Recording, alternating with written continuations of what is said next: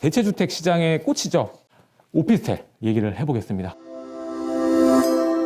지금 목동에 있는 오래된 오피스텔 같은 경우에도 가격대가 어마어마하게 올랐어요. 왜냐하면 목동에 아파트에 접근을 할 수가 없으니까, 대출이 안 나오니까.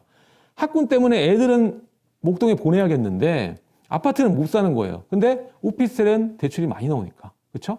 그러니까 오피스텔 가격이 오르게 되는 겁니다. 풍선 효과로.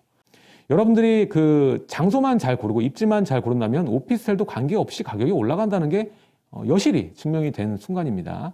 오피스텔은 오르지 않는다. 이거 뭐 빌라랑 마찬가지인데, 오피스텔 같은 경우에는 오래되면 새로 이제 정비 사업을 하기 굉장히 어렵고 다시 부시고 짓기가 어렵지 않습니까? 그리고 거의 대부분 상가를 끼고 있거나 주변이 이제 상가가 많은 지역, 당연히 상권이 결합하는 만나는 지역에 지어질 확률이 굉장히 높습니다. 자, 그러다 보니까 전방위적으로 주변의 일대 개발이 상당히 어려운 상황이고, 그리고 나중에 오래되면 관리하기 어렵고, 그리고 공실 나면서 이 관리 비용만 많이 들어가고, 이러한 고정관념을 가지고 계십니다. 이 고정관념이 아예 틀린 건 아니거든요. 근데 이 오피스텔 투자의 전략을 여러분들이 확실히 메커니즘을 정립하고 있으면 충분히 여러분들이 과실만 딱 거두시고 나갈 수가 있는 그러한 좋은 투자처가 될 수 있습니다. 다만 이 문제가 뭐냐면, 아까도 말씀드렸지만 오피스텔도 오르는 오피스텔이 있고요, 이 오르지 않는 오피스텔이 있습니다. 요즘 제가 좀 강하게 말씀드리고 싶은 게 뭐냐면, 이 오피스텔 투자에 대해서 대대적으로 지금 홍보가 들어오고 있어요. 왜냐하면 아파트에 대한 규제가 강하기 때문에 이 대출도 많이 되는 오피스텔로 투자를 하세요. 뭐 이렇게. 그리고 또 우수한 우리 신도시에 지어지는 그런 오피스텔이 많잖아요. 그러니까 다 이제 브랜딩을 뭐 땡땡 오피스텔, 땡땡 오피스텔 뭐 이런 식으로 좀 인기 있고 가격이 많이 올라가 있는 신도시 이름을 기반으로 해서 오피스텔이 만들어지고 있습니다. 오피스텔은 대체주택일 뿐입니다. 이게 메인 주택이 될 수가 없거든요. 물론 이제 고급적으로 지어서 뭐 300평, 400평짜리로 지어버리면 당연히 특화되겠지. 근데 그런 경우가 대다수 없습니다. 그냥 아파트의 대체주택일 뿐이에요. 그러다 보니까 신도시의 특징이 뭐죠? 베드타운입니다. 뭐 요즘 뭐 자족도시 계속 얘기를 하고 성공한 도시도 있긴 하지만 대부분이 베드타운의 역할밖에 할 수가 없습니다. 따라서 이런 베드타운이면은 아파트들이 거의 다 그런 공간인데, 여기에 업무 시설은 없는데 아파트만 즐비한데 거기다가 이런 오피스텔이 덩그러니 있으면 어떤 결과가 있겠죠? 당연히 대체 주택으로서의 역할을 잘 하지 못하지 않겠어요? 그렇죠? 오피스텔의 장점 한번 살펴볼게요. 일단은 아까도 말했지만은 매매 수요가 그렇게 많은 건 아니기 때문에 높은 전세가율을 갖고 있습니다. 그러니까 투자하기에 내 돈이 좀 적게 들어가는 장점을 가지고 있죠. 실제로 조사해 보니까 서울은 80%, 경기는 84%의 전세가율을 보이고 있습니다. 자, 소리가 들리죠? 이 소액 투자할 수 있는 소리가. 그러다 보니까 작은 금액으로 투자가 가능하고, 두 번째, 요즘 같은 금융규제가 강하게 들어가고 15억 초급 아예 안 나오는데, 그렇죠? 근데 오피스텔은 대출이 나옵니다. 특히 여러 개 있어도 나와요. 여러분들 임대사업자만 다 등록을 하게 되면. 그러니까 투자하기 굉장히 좋다는 거예요. 월세 받기도 좋고. 아파트로 지금 월세 받기도 어렵거든요. 근데 오피스텔은 가능합니다. 대출이 용이합니다. 오피스텔은 주택의 그 변종이죠. 그렇다 보니까 주택에 가까운 안정성을 가지고 있습니다. 아무리 못해도 공실의 위험이 좀 적은 편이다. 잘만 고르면. 그렇게 보시면 되겠습니다.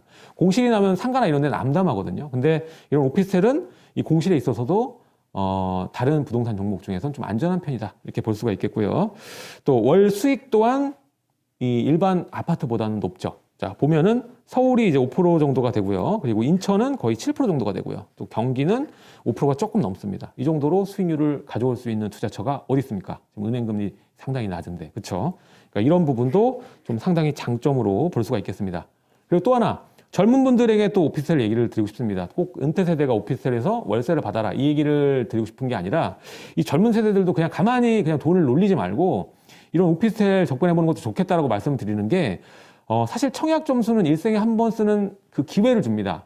보통 보면 뭐 강남에 당첨되신 분도 제가 상담을 해봤지만 이제 40대 뭐 초중반 돼서 당첨되시고 하더라고요. 근데 이게 그 쭉 모아온 거거든요. 쭉 모아서 한 번 딱 터뜨리기 위해서 나는 점수 모아서 향후에 진짜 용산이나 여의도나 강남에 한 번 살 거야, 이렇게 당차게 포부를 갖고 있는 젊은 세대도 있을 거예요. 근데 그 기간 동안 돈을 모으셔야 되잖아요. 혼자 열심히 일해서 모으기에는 한계가 있을 수 있습니다.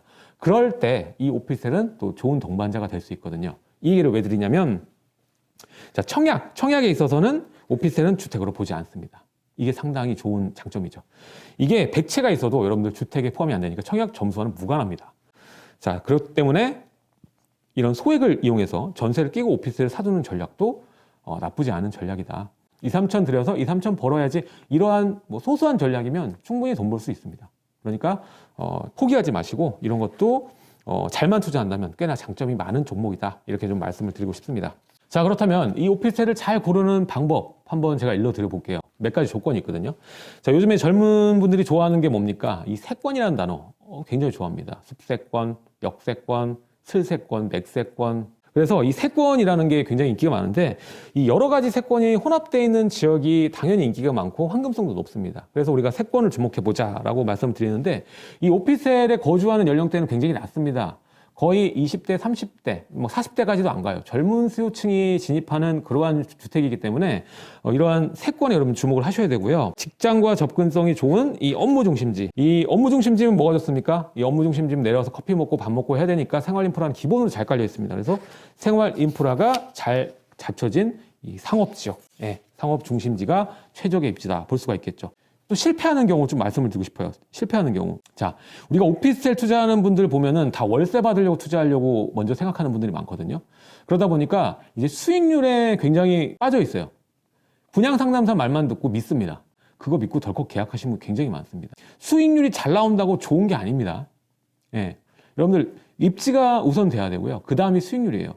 수익률만 찾아다니면 사실 지방에 있는 그런 뭐 소형 주택이나 오피스텔이 훨씬 많이 나옵니다. 근데 그 친구들의 문제점이 뭐예요? 시간이 지나도 매매가는 안 오르니까, 잘 안 팔리니까. 그게 문제가 되는 겁니다. 첫 번째는 무조건 입지라는 겁니다. 어느 정도 수익률. 그러니까 내가 세금이나 이 대출이자 제하고 어느 정도만 남으면 일단 들어갑니다. 그러면 여러분들이 2년이고 4년이고 지나면 수익률이 알아서 높아지거든요. 처음에는 뭐 2%, 3%밖에 안 됐는데 5%, 6%까지 올라가는 거예요. 그 시간을 보낼 각오를 하시고 입지를 먼저 골라야 되는 거예요. 그거를 각오를 안 하고 수익률만 쫓아다니면 절대로 좋은 입지의 오피스텔을 할 수 없다. 이거는 명심하셔야 될 것 같습니다.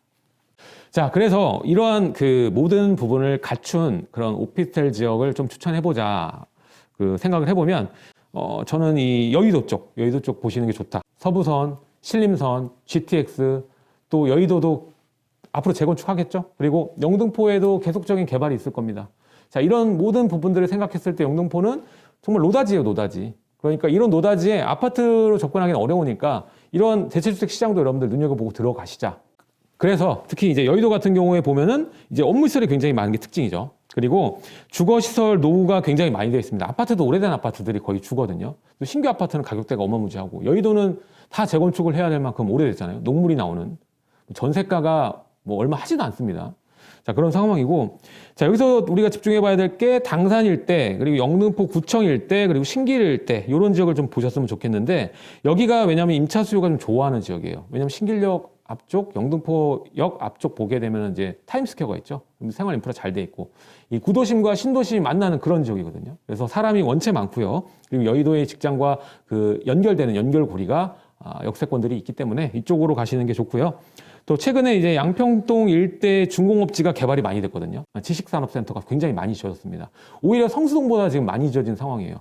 그만큼 사무실이 많이 늘어났다. 업무하는 그 인파들이 많이 늘어났다. 이렇게 보시면 되고, 그 인파들이 어디 들어가겠습니까? 아파트에 젊은 수요들이 들어가기는 어렵죠. 그러다 보니까 이런 소형 주택의 임차로 구성이 될 확률이 높습니다.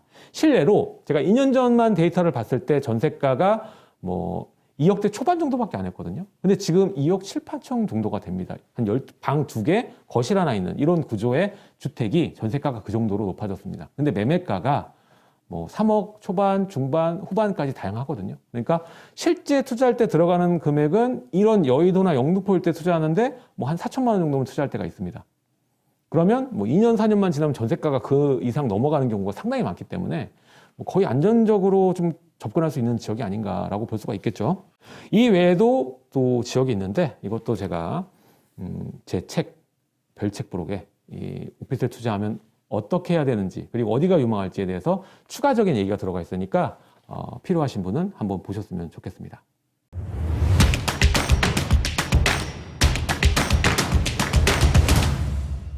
감사합니다. 여러분들의 성원 덕분에 저의 신간 놀부의 부동산 DNA가 베스트셀러에 뽑혔습니다. 앞으로도 많은 사랑 부탁드리겠습니다.